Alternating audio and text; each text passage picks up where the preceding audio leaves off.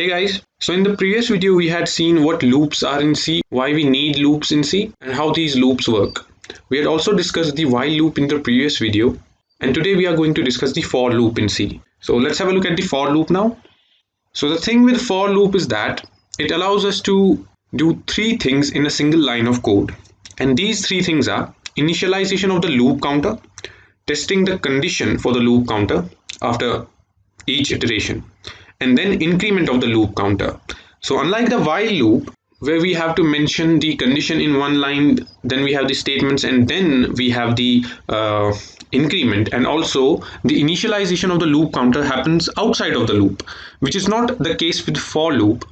In the for loop, we initialize the loop counter within the loop in one line, and in the same line we write the condition for the loop, and also the increment for the loop is also written.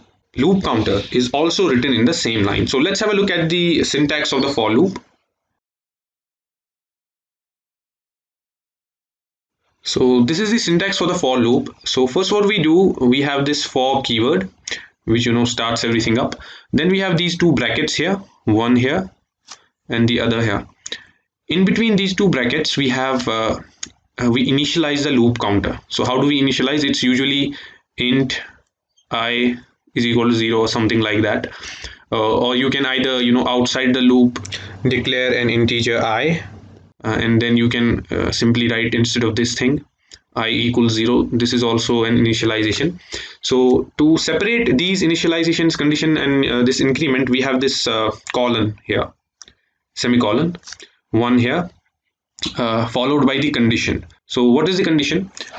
For how long the loop should run. So the condition is usually something like I should be less than or equal to 10, 15, 12 or whatever, different things So after that we have another semicolon to separate this from the increment, which is usually this I plus plus usually, or it can also be I plus equals 2 or something like that.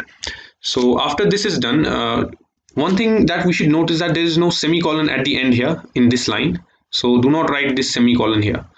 So let me erase this. So after that we have these curly brackets to keep our statements, one here and the other is here. And between these curly braces we have statements, which can be anything depending on the situation. One statement, two statements, three statements, four statements, whatever. And so what happens is that first the loop counter gets initialized, the condition gets checked, and these statements run. After that the loop counter gets an increment and the condition is checked again, and if the condition is satisfied the loop ends simply, and if it's not satisfied then these statements keep on running. So let's have a look at the flow chart now. To understand this better, we will have a look at the flow chart. So what happens first, we have the initialization. So we have the initialization. So once we initialize the loop counter, which is int I equals 0 or something like that, we go to the test, test the condition, and once the condition is true, we go to the for loop body if it's true, and here's the for loop body. And once these statements are executed, we move to the we have to update the expression. So how does this update? We go back to our condition and test it once again. So now if the condition for some reason comes out to be false, let's say it's false, then we simply come out of the loop, out.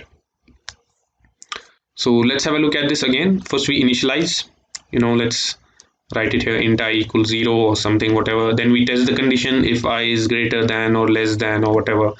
If the condition is true, we execute the statements present in the for loop body, and after that we update the expression. If it's false, we come out. If it's true, then we have another iteration.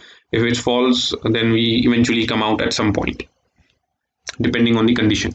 So let's have a look at a simple program executing the for loop to understand this better.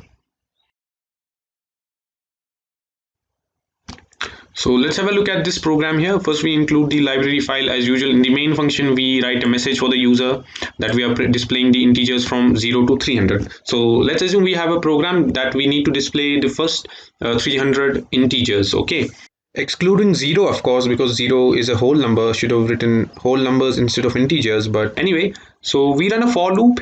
As you can see, we have the for keyword, and in these brackets we have the loop counter initialization, which is int I equals 0. So the loop counter has been initialized. After that we have the condition. What is the condition? This loop counter should not exceed 300. The condition is that this loop counter should not exceed 300. So for that we can either write less than or equal to 300 or simply less than 301. Anyway, after that we have these semicolons are very important to separate these things. After that we have the increment, no semicolon here. We have these curly brackets, and we have our statement, which is only one statement, which is to print I.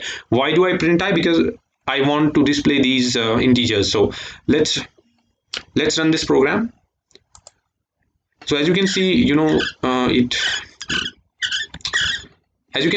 displayed the first 300 integers, and first we have the message displaying the integers from 0 to 300. Then the loop starts, and we display 0, 1, 2, 3, all the way up to 300 as we move down, and here somewhere here.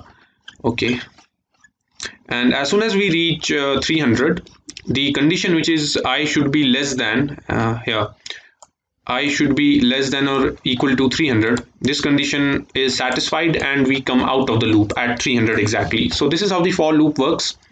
So this was pretty much it for this video. Hope you found it useful. If you found this video useful, leave a like, otherwise leave a dislike. Thank you.